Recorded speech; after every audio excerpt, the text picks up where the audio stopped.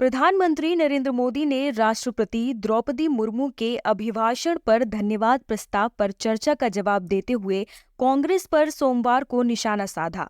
उन्होंने इस दौरान दावा किया कि बीजेपी लोकसभा चुनाव में जीत की हैट्रिक लगाएगी। पीएम मोदी ने पूर्व पीएम पंडित जवाहरलाल नेहरू और इंदिरा गांधी का जिक्र करते हुए कहा कि इन्होंने देश के लोगों को कुछ भी नहीं समझा। उन्होंने साथ ही कांग्रेस के पूर्व अध्यक्ष राहुल गांधी पर भी हमला किया। आइए ऐसे में जानें कि पीएम मोदी ने कांग्रेस पर ऐसे कौन से 10 बड़े हमले किए हैं। पहला, पीएम मोदी ने लोकसभा में कांग्रेस नेता राहुल गांधी का नाम लिए बिना कहा कि एक ही प्रोडक्ट को बार बार लॉन्च करने के चक्कर में कांग्रेस की दुकान पर ताला लगने की नौबत आ गई है। ये सिर्फ परिवारवाद के कारण हो रहा है। कांग्रेस एक परिवार में उलझ गई है। दूसरा, पीएम मोदी ने सदन में कहा कि आज विपक्ष की जो हालत है उसकी सबसे ज्यादा दोषी कांग्रेस है। वह दायित्व निभाने में विफल रही। विपक्ष ने जो संकल्प लिया है उसकी सराहना करता हूं। उनके भाषण से यह संकल्प पक्का हो गया है कि उन्हें लंबे समय तक वहीं रहना है। तीसरा, पीएम मोदी ने कहा कि आज देश में जिस रफ्तार के साथ काम हो रहा है, कांग्रेस सरकार इस रफ्तार की कल्पना भी नहीं कर सकती। हमने गरीबों के लिए 4 करोड़ घर बनाए, इसमें से 80 लाख पक्के मकान शहरी गरीबों के लिए बने। कांग्रेस की रफ्तार से काम हुआ होता तो इतना काम होने में 100 साल लगते, 100 पीढ़ियां बीत जाती।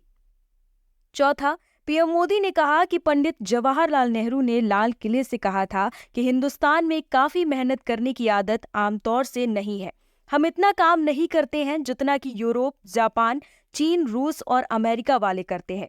जवाहरलाल नेहरू की भारतीयों के प्रति सोच थी कि भारतीय आलसी है।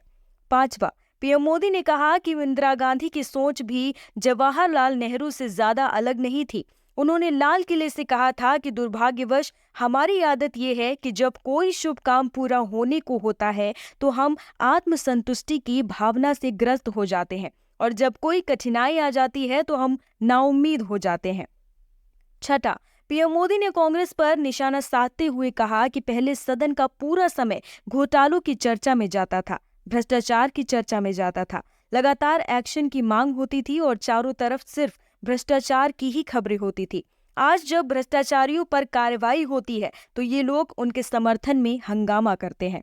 सातवां, पीएम मोदी ने कहा कि हमने अपने पहले कार्यकाल में यूपीए के समय के जो गड्ढे थे उस गड्ढे को भरने काफी समय और शक्ति लगाई। हमने अपने दूसरे कार्यकाल में नए भारत की नींव रखी और तीसरे कार्यकाल में हम विकसित भारत के निर्माण को नई गति देंगे। आठवां, पीएम मोदी ने कहा कि कांग्रेस का विश्वास हमेशा एक परिवार पर रहा है। एक परिवार के आगे ना कुछ सोच सकते हैं और ना ही कुछ देख सकते हैं। नवा, पीएम मोदी ने कहा कि कांग्रेस की जो मानसिकता है जिसका देश को बहुत नुकसान हुआ है। कांग्रेस ने देश के सामर्थ्य पर कभी विश्वास नहीं किया। वो अपने आप को शासक मानते रहे और जनता जनार्दन को कमतर आंकते रहे। 10वां, पीएम मोदी ने कहा कि 10 वर्ष में 40,000 किलोमीटर रेलवे ट्रैक पर विद्युतीकरण हुआ है। अगर कांग्रेस की रफ्तार से देश चलता तो इस काम को करने में 80 साल लग जाते। पीएम मोदी के इस मामले पर कांग्रेस सांसद राहुल गांधी ने प्रतिक्रिया दी है। सोशल मीडिया प्लेटफॉर्म एक्स पर उन्होंने कहा कि प्रधानमंत्री इस बीच अक्सर कह रहे थे कि देश में सिर्फ 2 जातियां हैं, अमीर और गरीब, मगर आज संसद में उन्होंने खुद को सबसे बड़ा ओबीसी बताया। किसी को छोटा और किसी को बड़ा समझने की इस मानसिकता को बदलना जरूरी है। उन्होंने आगे कहा कि ओबीसी हो, दलित हो या आदिवासी, बिना गिनती के उन्हें आर्थिक और सामाजिक न्याय नहीं दिलाया जा सकता। मोदी जी इधर उधर की इतनी बातें करते हैं तो गिनती से क्यों डरते हैं?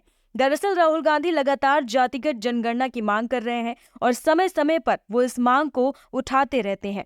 कांग्रेस और राहुल गांधी की ओर से अन्य पिछड़ा वर्ग को लेकर मोदी सरकार पर लगातार हमले किए जा रहे हैं। राहुल गांधी ने पूछा भी था कि मोदी सरकार में कितने ओबीसी अधिकारी हैं। इसको लेकर पीएम मोदी ने संसद में जवाब देते हुए कहा था कि कांग्रेस और यूपीए सरकार ने कभी भी ओबीसी के साथ न्याय नहीं किया। इन लोगों ने ओबीसी नेताओं का अपमान करने में कोई भी कसर नहीं छोड़ी है।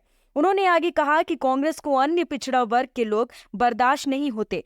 कांग्रेस के कई साथियों को इस बात की भी चिंता है कि सरकार में कितने ओबीसी लोग हैं। वो लोग तो गिनती करते रहते हैं कि सरकार में कितनी ओबीसी हैं, लेकिन मैं तो हैरान हूं कि उनको इतना बड़ा ओबीसी नजर ही नहीं आता है।